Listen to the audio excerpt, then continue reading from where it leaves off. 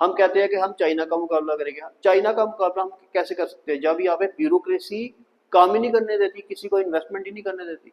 Bureaucracy कहती है पहले हमारा शेयर लाओ, 1%, 2%, $1 बिलियन इन्वेस्ट कर रहे हो ना, 1% मेरा, 2% मेरा, 3% मेरा। वो कहते हैं 2% ले लो, काम तो करो। वो 2% लेकर भी काम नहीं करते हैं, वो फिर फाइल अटका देते हैं, फिर कहते हैं 1% और दे दो। तो ये सब सिस्टम जब तक इंडिया में खत्म नहीं होंगे हम चाइना का मुकाबला नहीं कर सकते। अल्टीमेटली हमें आईएएस लॉबी को तोड़ना पड़ेगा। जब तक आईएएस है इंडिया में, इंडिया ऊपर नहीं जा सकता। अब मोदी जी ने कोशिश की थी प्राइवेट सेक्टर से लोग आईएएस में लाने के लिए, लेकिन आईएएस की लॉबी इतनी स्ट्रांग है, उसने इसको कोशिश को फिर से नाकाम कर दिया। ये क्वेश्चन आपको एथिक्स में आ सकता है, प्राइवेट सेक्टर से लोग आने चाहिए कि नहीं आने चाहिए? गवर्नमेंट में आने चाहिए, लेकिन आईएएस लॉबी इतनी स्ट्रांग है, वो आने नहीं देती है। वो कहती है अगर प्राइवेट सेक्टर से लोग आएंगे हमारे ऊपर हुक्म चलाएंगे, हम तो आईएएस हैं। आईएएस को ईगो बहुत ज्यादा होती है, कहते प्राइवेट सेक्टर का बंदा हमारे ऊपर आके वो हुक्म चलाएगा, ये कैसे हो सकता है? वो दिस इज नॉट, वो इंग्लिश ही बोल रहा है, this is not possible, this is not.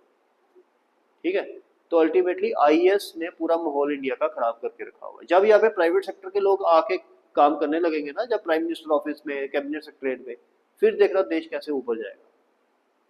ठीक है, आगे चलते हैं। Next is रेशियलिज्म।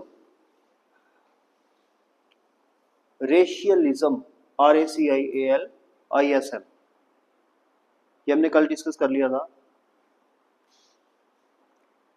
Next is reactionary policies of Lord Lytton. Reactionary policies of Lord Lytton, LYTTON।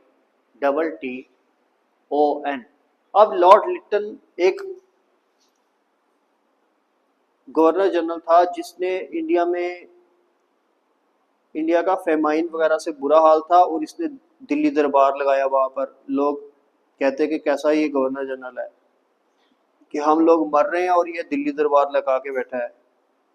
फिर इसने 2 एक्ट पास किए, इंडियन आर्म्स एक्ट और वर्नाकुलर प्रेस एक्ट, जिसमें इसने प्रेस की फ्रीडम को छीना। ठीक है, और आईसीएस की एज 21 साल थी, वो इसने 19 साल कर दी, ताकि इंडियंस ना दे सके।